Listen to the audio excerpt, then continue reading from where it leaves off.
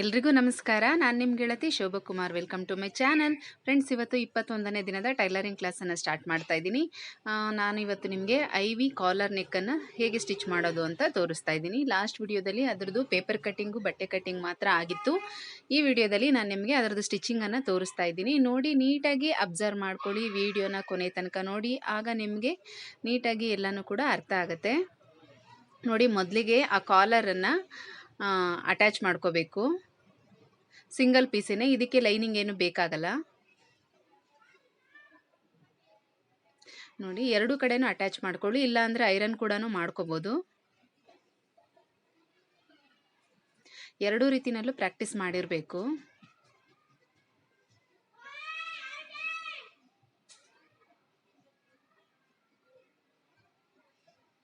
ನೋಡಿ, ಈಗ ಎಡ್ಜಸ್ಸನ್ನು ಮಾತ್ರ ಸಿಂಗಲ್ ಫೋಲ್ಡಿಂಗ್ ಮಾಡಿ ಸ್ಟಿಚ್ ಮಾಡ್ಕೊಳ್ಳಿ.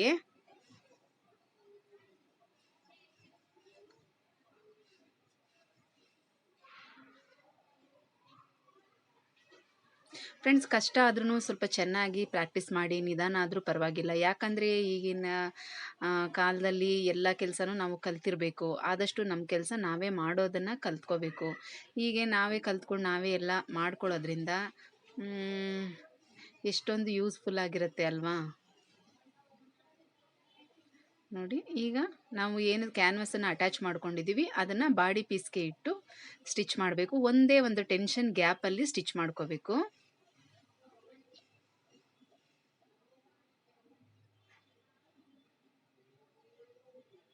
ನೋಡಿ, ಸ್ವಲ್ಪ ನಿಧಾನಕ್ಕೆ ಹೊಲ್ಕೊಳ್ಳಿ. ಯಾಕಂದರೆ ಕಟಿಂಗ್ ಮಾಡಿರೋ ಶೇಪ್ ಒಂದು, ಸ್ಟಿಚ್ ಮಾಡಿದಾಗ ಅದೇ ಒಂಥರ ಶೇಪ್ ಆಗಿಬಿಡುತ್ತೆ.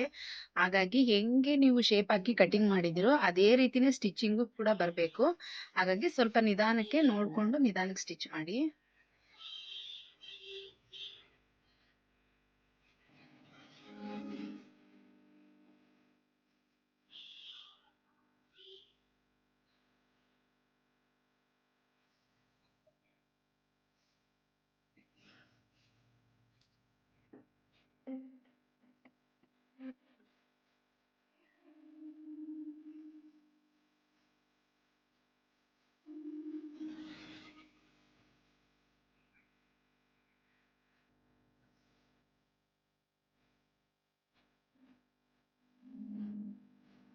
ನೋಡಿ, ಕ್ಯಾನ್ವಾಸ್ ಅಟ್ಯಾಚ್ ಮಾಡಿದ್ದಾಯ್ತು. ಇವಾಗ ನೋಡಿ, ಒಂದ್ ಸ್ವಲ್ಪ ಒಂದು 1/4 ಇಂಚಷ್ಟು ಬಟ್ಟೆನ ಬಿಟ್ಟು ಉಳಿದಿದ್ದನ್ನೆಲ್ಲ ಕಟ್ ಮಾಡ್ಬಿಡಿ. ನೋಡಿ, ಈಗ ಸಣ್ಣದಾಗಿ ನ್ಯಾಚ್ ಹೊಡ್ಕೋಬೇಕು. ಇದಂತೂ ಕಂಪಲ್ಸರಿ. ನ್ಯಾಚ್ ಹೊಡೆದಿಲ್ಲ ಅಂದ್ರೆ ಕ್ಯಾನ್ವಾಸ್ ಅನ್ನ ಟರ್ನ್ ಮಾಡಿದಾಗ ತುಂಬಾನೇ ರಿಂಕಲ್ಸ್ ಬರುತ್ತೆ, ಫಿನಿಶಿಂಗ್ ನೀಟಾಗಿ ಬರೋದಿಲ್ಲ ಕಿನಾರಿ ಸ್ಟಿಚ್ ಎಲ್ಲ ಹಾಕಿದಾಗ. ಆದ್ರೆ ಈಗಲೇ ಕಿನಾರಿ ಸ್ಟಿಚ್ ಹಾಕೋದು ಬೇಡ, ಬ್ಯಾಕ್ ಪೀಸ್ ಅನ್ನ ಅಟ್ಯಾಚ್ ಮಾಡ್ಕೋಬೇಕು, ಆಮೇಲೆ ಕಿನಾರಿ ಹಾಕೋಬೇಕು.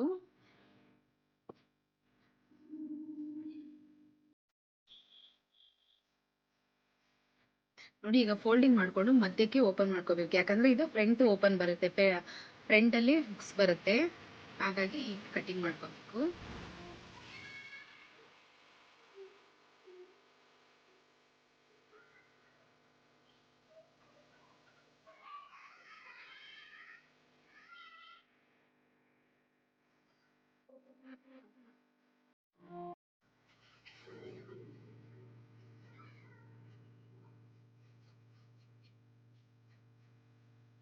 ನೋಡಿ, ಬ್ಯಾಕ್ ನೆಕ್ಗೆ ಯಾವುದೇ ರೀತಿಯಂತ ಶೇಪ್ ಅನ್ನ ಕಟ್ ಮಾಡೋ ಹಾಗಿಲ್ಲ. ಶೋಲ್ಡರ್ ಲೆಂತ್ ಅನ್ನ ನೋಡ್ಕೊಂಡು ಮತ್ತೆ ನಾವು ಕಾಲರ್ ಏನ್ ಕಟ್ ಮಾಡಿರ್ತೀವಿ ಅದರದ್ದು ಲೆಂತ್ ಅನ್ನ ಚೆಕ್ ಮಾಡ್ಕೋಬೇಕು. ಕರೆಕ್ಟ್ ಆಗಿ ಮಧ್ಯ ಭಾಗಕ್ಕೆ, ಬ್ಯಾಕ್ ನ ಮಧ್ಯ ಭಾಗಕ್ಕೆ ಕರೆಕ್ಟ್ ಆಗಿ ಇಟ್ಟು ನೋಡ್ಕೋಬೇಕು. ನೋಡಿ, ಕರೆಕ್ಟ್ ಆಗಿ 1/4 ಇಂಚಷ್ಟು ಎಕ್ಸ್ಟ್ರಾ ಬಂದಿದೆ. ಜಾಯಿಂಟ್ ಮಾಡ್ಕೊಂಡ್ರೆ ಲೆವೆಲ್ ನೀಟಾಗಿ ಬರುತ್ತೆ ಕಾಲರ್ನ ಅಟ್ಯಾಚ್ ಮಾಡಿದಾಗ. ನೋಡಿ, ಈಗ ಅದೆರಡನ್ನು ಸೇರಿಸಿ ಜಾಯಿಂಟ್ ಮಾಡ್ಕೋತಾ ಇದ್ದೀನಿ.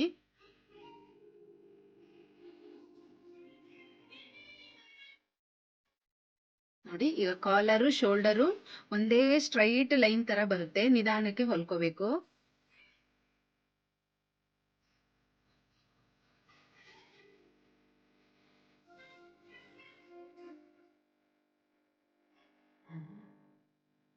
ನೋಡಿದ್ರೆ ಎಷ್ಟು ನೀಟಾಗಿ ಬಂತು.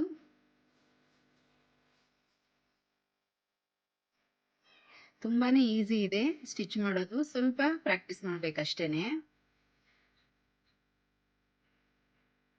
ನೋಡಿ, ಈಗ ಕಿನಾರಿ ಹಾಕೋಬೇಕು. ಕಾಲರ್ ಅನ್ನ ಫೋಲ್ಡಿಂಗ್ ಮಾಡಿ.